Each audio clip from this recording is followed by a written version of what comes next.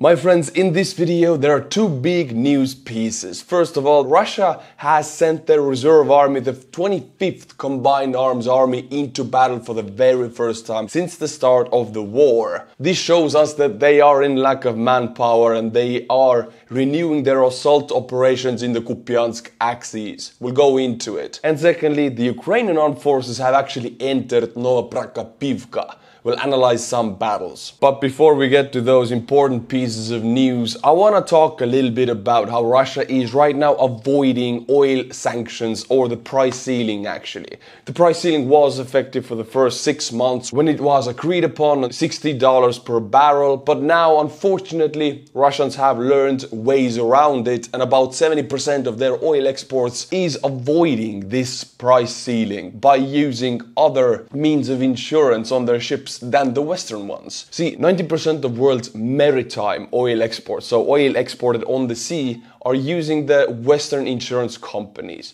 How the price ceiling worked is that the insurance companies from the West would not insure any kind of ships that would carry Russian oil with a price higher than $60 per barrel. Now Russia has bought or made or acquired somehow this kind of a shadow fleet consisting of older tankers which are sailing under, for example, Hong Kong or India or United Arab Emirates flags. The Russian tankers using these flags, they're older, they're not using Western insurance companies. Some of them don't have insurance at all. And these tankers are filled with Russian oil, sailing and selling that oil with a price of $80 to $90 per barrel. This is negative news and I hate to report it, but I must and I will, because this is the truth. The West needs another way to sanction Russian oil, because right now they have, unfortunately, an efficient way around this price ceiling, and they're getting oil revenues. Russia gets their oil out of the ground with a price of 35 USD per barrel. That is their cost. If they sell their oil above 35, that means they will make money. If they sell it with a price ceiling of 60, they still make 100% of profit.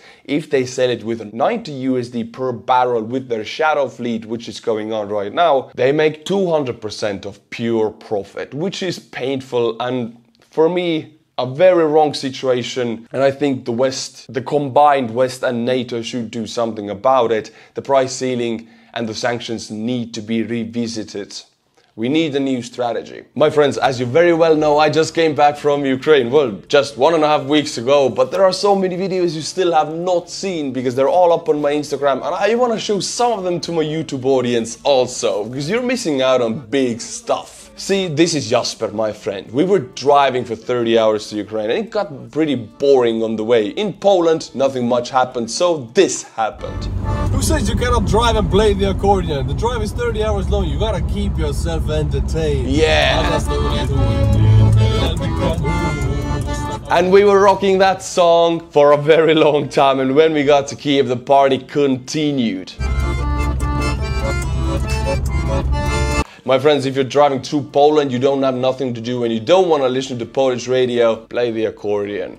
All these cool adventures up on my Instagram, link is in the description below. I'll see you there, my friends. Now, my friends, we will watch a video about Putin talking to the rector of the Presidential Academy, and they are discussing of reviving an old Russian lyceum, or an education institution in Russia for patriotic bringing up of Russian children from a very early age, up until they're fully grown. I mean, this is basically a lyceum for a new kind of Russian cannon fodder, fully brainwashed, I would say, Putin Jugend. And through this you can understand that Putin wants an empire, not a Soviet empire, but something like the German Third Reich had. If I may, one short proposal, we're discussing the possibility of reviving the traditions of the Imperial Lyceum in St. Petersburg.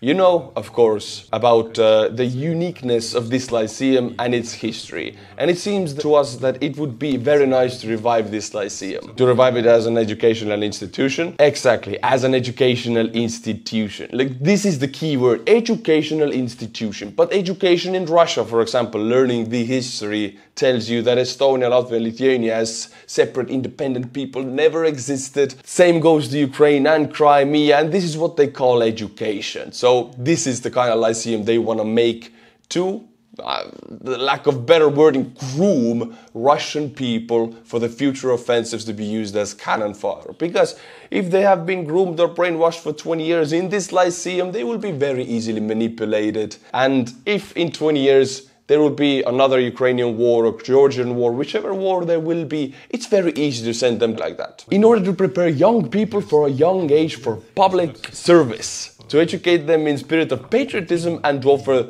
the best education, and you want to do it right on these squares, there is a museum there.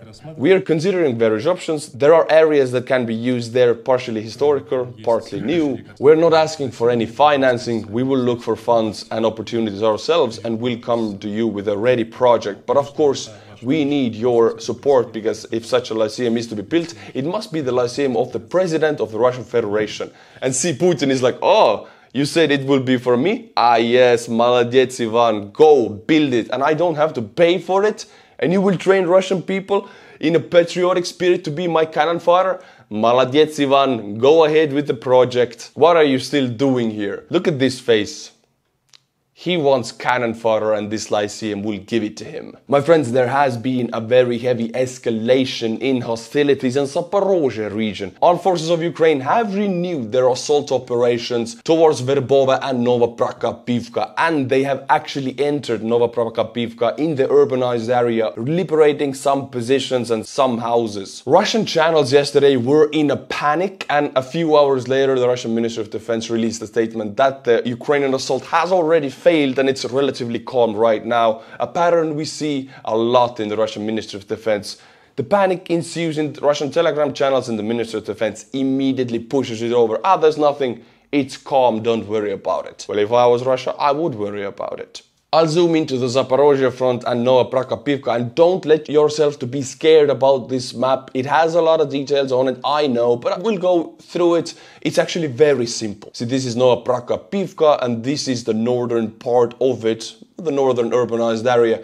Ukrainians have entered this area. If I click on this dot, for example, 2 Ukrainian soldiers were ambushed. I remember seeing this and the video was very gruesome, so I cannot show it. But look at these red dots following into the northern part of Novoprokopivka. Everything has 46th Air Mobile Brigade on it. And this is the brigade right here, stationed right on the front. And now we will look at how they entered the northern part of Novoprokopivka. These are all of the battles and destroyed Russian BMPs and Ukrainian artillery missions on Russian positions. We can see they follow exactly the windbreaks. So the 46th was deployed in this area and they started moving south and west, as you can see, following my cursor on the line. And these battles, all following in this windbreak, are from the 46th Air Mobile Brigade, which is a semi-special forces brigade of the armed forces of Ukraine. And this is the northern part of the Novoprokopivka.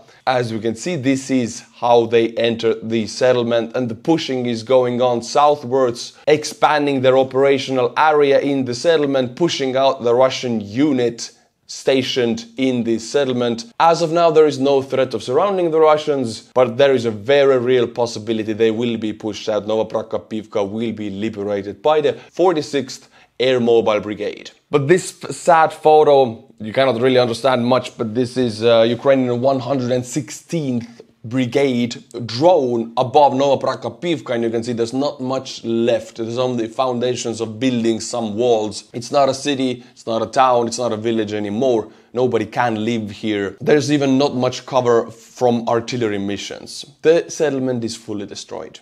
My friends, yesterday there emerged satellite photos and photos from the ground from partisan sources that Russians have begun building an entirely new railway system into southern occupied Ukraine, from Melitopol to Mariupol to Rostov-on-Don. This railway will be about 250 kilometers long, and the fact that they have started building this right now, which is an insanely expensive project and in a war zone, tells us much more than meets the eye. So you can see there are 3 main stretches of this railway. First one from Melitopol to Berdyansk, then Berdyansk to Mariupol, and there also will be a new connection from Mariupol to Donetsk. This 50-kilometer stretch right here. Most of the supplies moving to Mariupol right now are actually moving through Kerch Bridge to Jankoy to Melitopol to Berdyansk is a very long way and a huge round over the Azov Sea. The Russian southern front is in attrition for a very long time now, and the fact that they are building this railway so close to the front shows that they have no choice.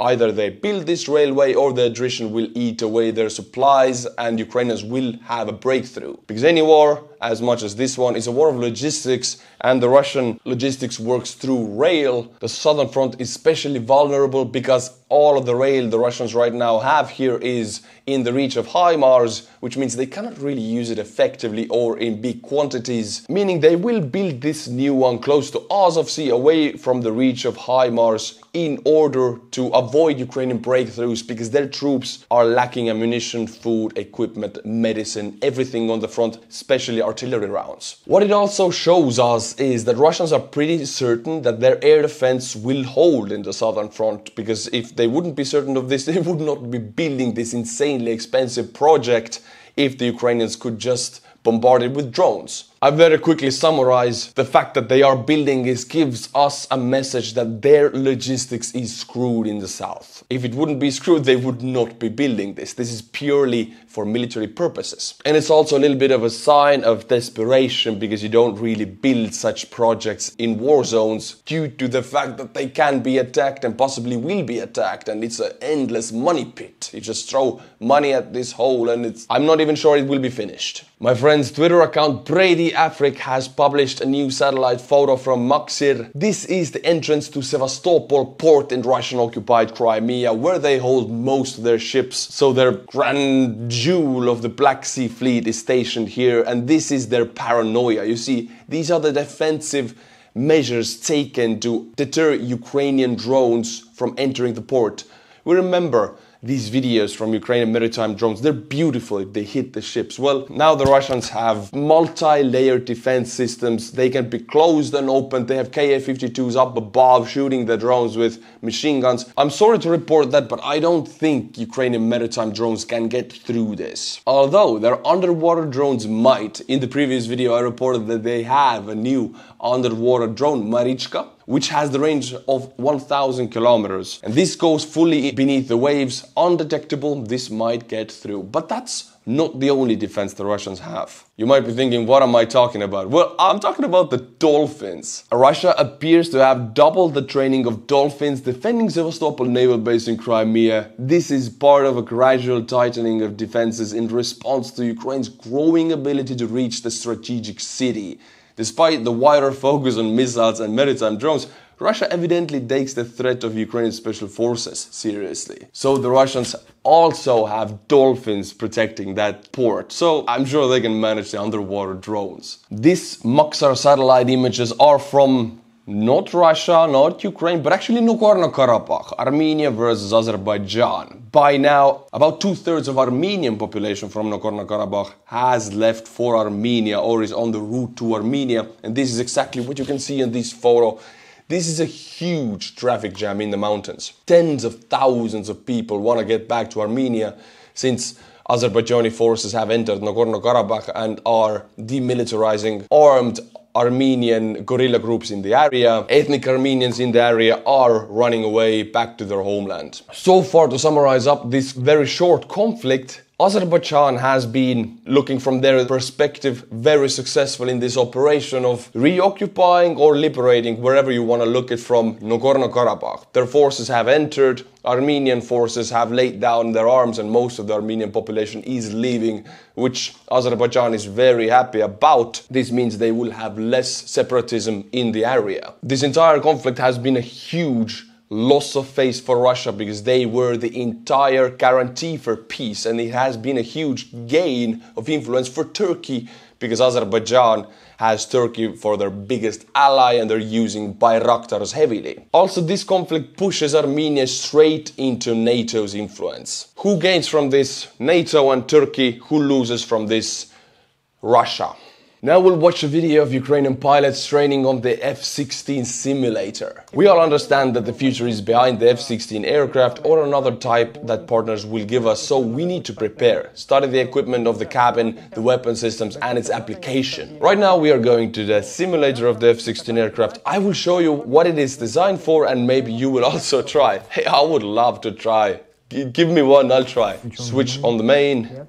Yep, ready. Don't turn it up too much. Velocity. This is how they're practicing for it. It's honestly like a computer game. Reminds me of Arma or something. It really comes in handy because if you start and you have hundreds of hours of this simulator and you go to the real aircraft, you already know where things are because this is the exact copy of it. You know what each button does, you know how the plane reacts. The only thing is you physically present there. Of course, it is different. But them having this simulator is incredibly good. And I know Americans also have much more advanced simulators that actually rock you about and move you like you are in the aircraft. They are extremely expensive. And I'm sure Ukrainian pilots also train there. I've many times mentioned how F-16s can be very old or they can be very new, depending on which equipment and radars have been installed on them, which updates. I mentioned that the Western partners would probably be sending their older radar-equipped F-16s with a range of what, 100 or 150 kilometers, and then Norwegians and the Danish wrote to me that hell no.